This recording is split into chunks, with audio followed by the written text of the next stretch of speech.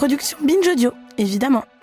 Salut, c'est Thomas Rozek. Vous n'êtes pas sans ignorer que toute règle a ses exceptions, c'est même ça qui la caractérise.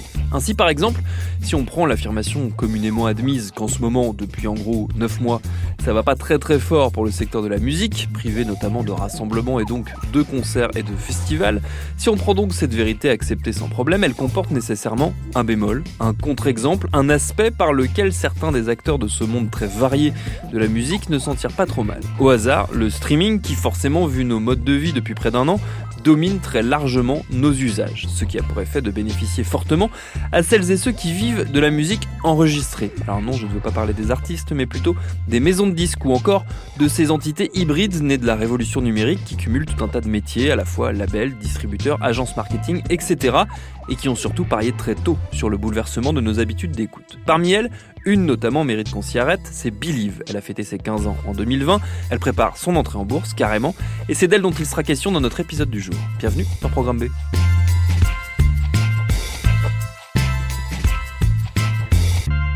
Notre invité pour en discuter, c'est mon confrère Sofian Fanen du site lesjours.fr, spécialiste de la musique et notamment de son volet numérique. J'ai commencé par lui demander tout simplement, c'est quoi Believe ? Alors, Believe, c'est ce qu'on appelle un agrégateur, un distributeur.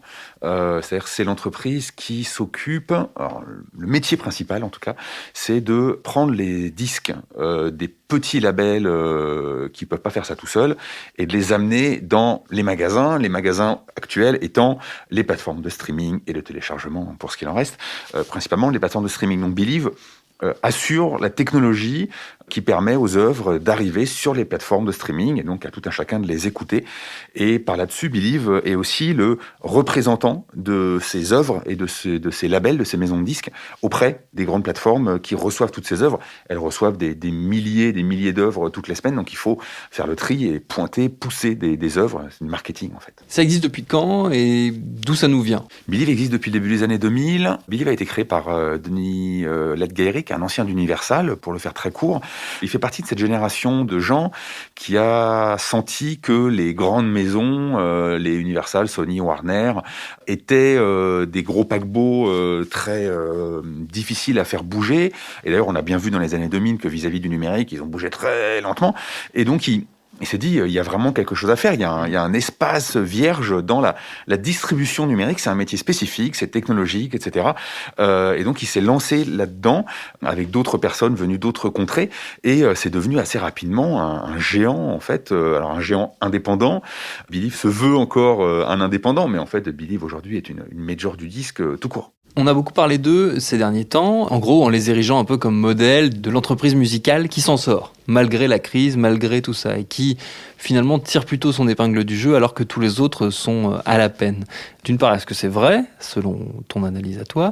Et d'autre part, si c'est vrai, comment ça se fait ? Oui, c'est plutôt vrai. Alors déjà, globalement, les maisons de disques s'en sortent bien dans cette crise. Pour ce qui est des plus grosses, qui fonctionnent bien avec le streaming. Ce qui est difficile en ce moment dans le monde de la musique, c'est les entreprises qui sont basées sur des ventes physiques. Il y en a encore beaucoup. Et les entreprises qui dépendent aussi d'artistes qui tournent beaucoup. Comme on ne peut pas tourner, comme il n'y a pas de concert, c'est difficile pour le monde de la musique. Mais Believe, dont le métier, c'est de gérer des œuvres en ligne, le streaming se porte très bien, on écoute tous de la musique toute la journée, il n'y a pas de crise dans le streaming, donc Believe se porte bien. Believe ensuite a une branche qui s'appelle TuneCore, qui permet à tout un chacun de distribuer sa propre musique sur Internet, sur l'intégralité des plateformes de streaming, sur YouTube, sur Spotify, sur Deezer, etc. C'est-à-dire que si moi je compose de la musique ce soir, moyennant quelques euros, je peux la distribuer sur l'ensemble des plateformes de streaming du monde et je récupère la quasi-intégralité, même l'intégralité de mes royautés, de mes royalties à la fin. Vous imaginez bien que si Believe TuneCore promet de vous rendre 100% de ce que vous allez gagner, c'est qu'en fait, vous n'allez pas gagner grand-chose. Et en fait, TuneCore est un peu l'auto-édition, pour faire une analogie avec le monde du livre, c'est l'auto-édition du monde de la musique. C'est-à-dire, c'est basé sur des milliers, des millions de petits artistes, amateurs pour la plupart, qui veulent se rendre disponibles, qui veulent diffuser leur musique, qui ont envie qu'on les écoute. Seulement, être sur une plateforme de streaming, ça ne veut rien dire. Il faut être visible, etc. C'est très compliqué. Donc, il y a des millions d'artistes qui payent un petit peu tous les mois, tous les ans, avec l'espoir et qui, à la fin, ne récupèrent pas grand-chose pour 99,9% d'entre eux. Et ça, c'est un socle financier majeur pour le groupe Believe. TuneCore est vraiment une sorte de poule aux œufs d'or que Believe a construit ces dernières années et qui lui permet d'avoir une sorte de latitude dans ses autres activités qui fonctionnent aussi très bien. Oui, c'est ce que j'allais te demander. En gros, quelles sont ces autres sources de revenus à part TuneCore? Parce qu'on a beaucoup dit que le streaming, finalement, ne rapportait pas grand-chose, en tout cas pas aux artistes. Est-ce que Believe s'en sort grâce à la masse d'artistes qu'il développe? On a dit que le streaming ne rapportait pas grand-chose. Alors, c'est un sujet compliqué. Effectivement, ça rapporte surtout pas grand-chose aux artistes. Mais les intermédiaires, eux, ils s'en sont toujours bien sortis dans toute l'histoire de la musique. Les intermédiaires, ça va pour eux toujours. Et Believe est l'intermédiaire par excellence.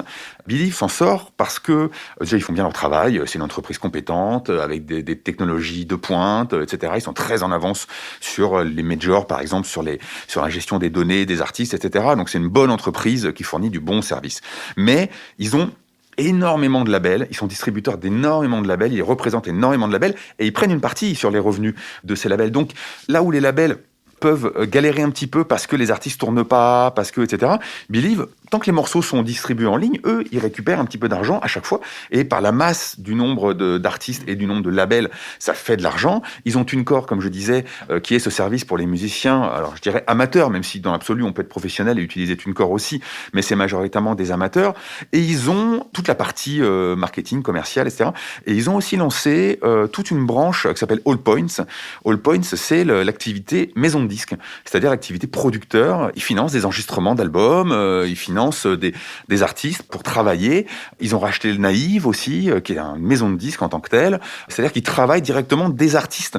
C'était la frustration de Believe jusqu'il y a quelques années. Believe était un peu pris comme un acteur secondaire parce que Believe n'était qu'un distributeur, qu'un acteur numérique, etc. Et donc, il leur fallait, pour être crédible et être dans la cour des grands, il leur fallait rentrer dans le jeu des disques, c'est-à-dire la production des œuvres elles-mêmes. Et donc ça, c'est le rachat de Naïve et c'est All Points qui organise tout un tas de labels. Ils ont eu des beaux succès avec, ils ont fait le dernier Jeanne Haddad qui a été un beau succès, qu'ils ont réussi à bien le mener. Ils ont fait Youssoupha, voilà, ils ont comme ça des succès. Ils ont fait Meriem Abou Wafa qui est un très beau disque récemment.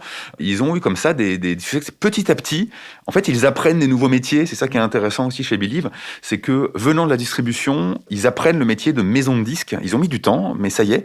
Et ça, c'est des revenus aussi complémentaires.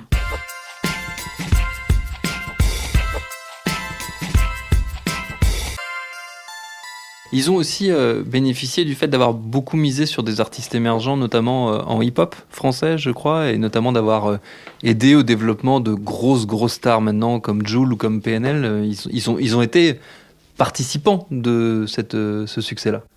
Oui, alors ça, c'est un coup de maître historique. C'est-à-dire que Believe a constaté de façon très lucide que le hip-hop était extrêmement puissant sur le numérique. C'était même avant le streaming, au tout début du streaming, mais déjà sur YouTube, etc., il y a beaucoup de rap.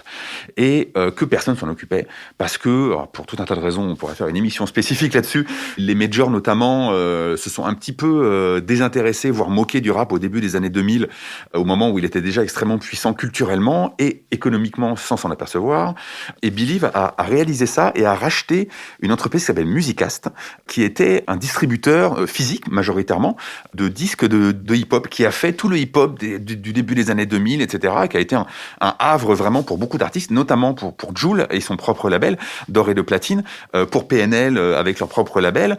Et Believe a racheté Musicast et donc a acheté le vaisseau de toute une génération de rappeurs, et ça leur a donné une crédibilité dingue, et même et des revenus dingues, et des réussites, à tel point que, à un moment, en 2017, les majors ont accusé Believe de tricher, voyant les scores de Jul et de PNL sur les plateformes de streaming. Les majors réunis avaient accusé Believe de faire du faux stream, d'acheter des streams, etc. Enfin, ça avait été assez sale, pour finir par s'apercevoir qu'en fin de compte, c'est elle qui savait pas travailler le numérique encore, et que Believe avait des années d'avance sur elle. Ce que ça illustre aussi, cette actualité autour de Believe, le fait qu'on en parle pas mal comme d'un acteur qui s'en sort bien, malgré la crise qui frappe le monde de la culture, c'est peut-être l'installation d'un monde de la musique à deux vitesses, entre celui qui repose beaucoup sur le live, et qui là en ce moment est à l'arrêt quasiment, et celui qui repose plus sur la musique enregistrée. Il y a un décalage qui est en train de se créer, de s'accentuer peut-être. Ce décalage, il a toujours existé. Ouais. En fait, depuis toujours, il y a pas énormément d'études, vraiment de fond, un peu comme ça, sur plusieurs décennies. Mais quand on regarde des études des années 80, des études des années 90, 2000, etc., sur les artistes français notamment, on voit que c'est toujours une minorité qui vit de la musique enregistrée. La grande majorité des artistes, quel que soit leur champ artistique, vivent du live, vivent du concert.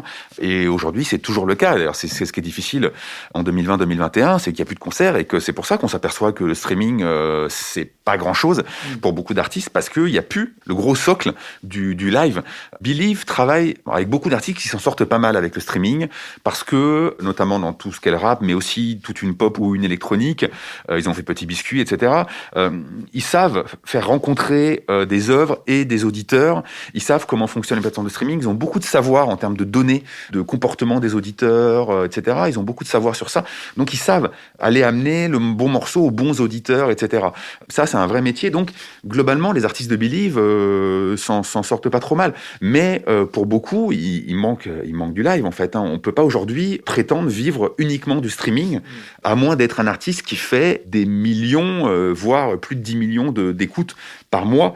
Là, on peut vivre du streaming, mais en dessous, c'est pas le cas. Et 90%, voire 95% des artistes ne feront jamais ces scores. Ce qu'on pourrait noter, c'est qu'il y a peut-être un besoin d'entraide entre les différentes entités de la musique, celles qui vivent du live essentiellement et celles qui vivent du streaming, celles qui vivent même très bien parfois du streaming. J'ai l'impression qu'il n'y a pas forcément de passerelle qui se crée entre les deux et que les uns n'ont pas forcément envie d'aider les autres. Ouais, c'est un peu un débat de fond en ce moment dans le monde de la musique en France, c'est que il faut aider le monde de la musique et notamment le monde du live. Et on pourrait se demander si le monde de la musique enregistrée pourrait pas prendre sa part là-dedans. Partant du principe que dans les années 2000, quand le disque s'est effondré, quand il y a eu cette grande crise, cette grande réorganisation du monde de la musique, les maisons de disques, donc la musique enregistrée, s'est retournée fortement vers le live en faisant monter les prix des billets et en rachetant, par contre, plus ou moins directement des entreprises de spectacle. Donc là, on a, par exemple, Nouprod appartient à Warner, donc Warner va aider Nouprod, bien entendu. Universal aussi, il y a des billes chez des tourneurs, etc. Donc Universal va pouvoir aider. Il y a des entreprises qui ont des billes dans des salles, etc. Donc on va avoir ce soutien-là. Mais globalement, en termes j'allais dire, de secteur, on a la musique enregistrée qui reste un peu de son côté, le spectacle qui reste un peu de son côté, parce que les deux secteurs se sont toujours un petit peu regardés. La musique enregistrée a longtemps un peu négligé le spectacle jusque dans les années 2000 parce que c'était vraiment de la publicité pour vendre des disques. Et dans les années 2000, c'est devenu l'inverse. On avait besoin du live. Donc aujourd'hui, où le live est à terre, clairement le live a besoin du soutien de la musique enregistrée et a besoin que les maisons de disques qui s'en sortent pas trop mal avec le streaming, à commencer par les plus grosses, fassent leur part du travail.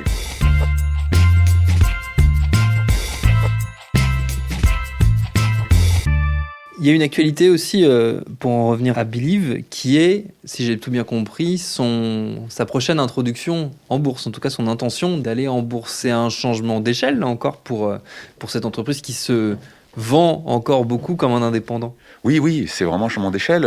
Mais Believe, en fait, a beaucoup changé d'échelle ces dernières années. Ils ont mis le pied en Chine, ils sont très implantés au Moyen-Orient, etc. Donc c'est vraiment une grosse entreprise internationale. C'est pas du tout un petit acteur français ou européen. Believe, c'est au minimum un acteur européen géant et c'est surtout un gros acteur international qui joue dans la cour des grands. C'est devenu une major aujourd'hui. Et c'est sûr que rentrer en bourse, est-ce que de leur part, c'est une façon de justement se revendiquer, de quitter un peu ce monde indépendant, etc. Je ne sais pas, j'en ai pas parlé avec eux. C'est aussi l'ordre des choses en ce moment. On est dans une financiarisation de la musique, dans une refinanciarisation de la musique. Et il s'est passé exactement la même chose dans les années 90, à l'époque où le CD rapportait de façon délirante, où il y avait même une bulle du CD. Les majors sont rentrés en bourse, EMI, Warner, etc., sont rentrés en bourse les unes après les autres. Ça s'est pas bien passé, ça s'est pas bien fini. Donc faisons attention à cette entrée en bourse des maisons de disques. Universal a aussi une velléité d'entrer en bourse ou de se vendre.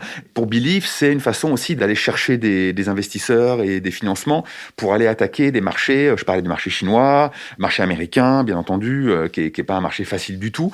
C'est une façon de se mettre en ordre de bataille, et j'allais dire même Believe est un acteur tellement conséquent et tellement solide qu'on peut même imaginer que Believe à un moment rachète même une major ou tout ça. Enfin, on peut avoir comme ça des rapprochements, des énormes groupes comme ça qui peuvent se constituer. Believe est déjà et va devenir un acteur toujours plus important de la musique. Est-ce que le risque, par ailleurs, c'est pas de voir se recréer une bulle, justement, cette fois-ci pas autour du CD, évidemment, mais plutôt autour du streaming? On peut pas imaginer que le streaming va s'effondrer de sitôt, parce que il est encore finalement dans sa jeunesse, il est encore en train de s'installer, et surtout en train de devenir une économie mondiale.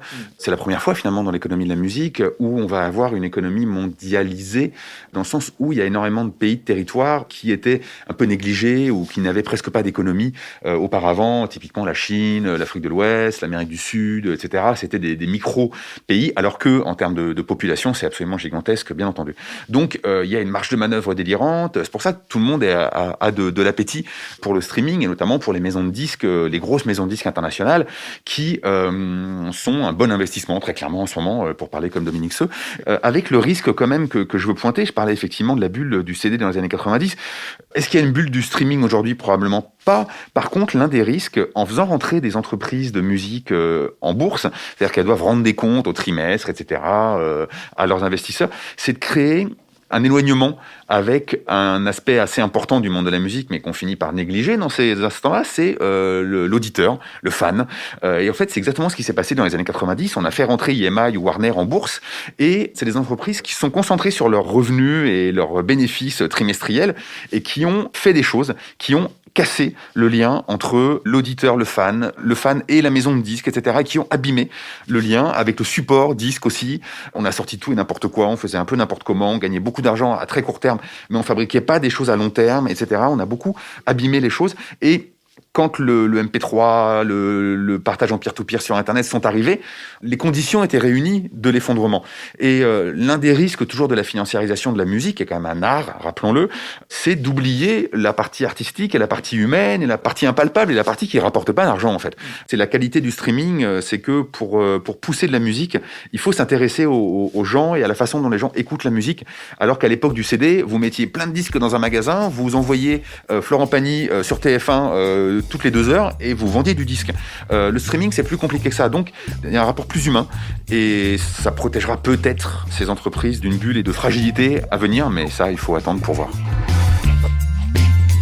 Et peut-être qu'une des protections face à ce risque de bulle, c'est justement le fait, on en parlait dans l'épisode, que de plus en plus d'artistes ont leur propre structure, leur propre label, ce qui leur permet aussi peut-être de ne pas être dans un rapport de force trop déséquilibré avec des géants comme Believe. Merci à Sofian Fanon pour ses réponses. Abonnez-vous au site lesjours.fr si vous aimez le journalisme de qualité, vous ne serez pas déçus. Programme B, c'est un podcast de Binge Audio préparé par Lauren Bess, réalisé par Alexandre Ferreira. Abonnez-vous aussi sur votre appli de podcast préféré pour ne manquer aucun de nos épisodes. Facebook, Twitter, Instagram pour nous parler. Et à demain pour un nouvel épisode.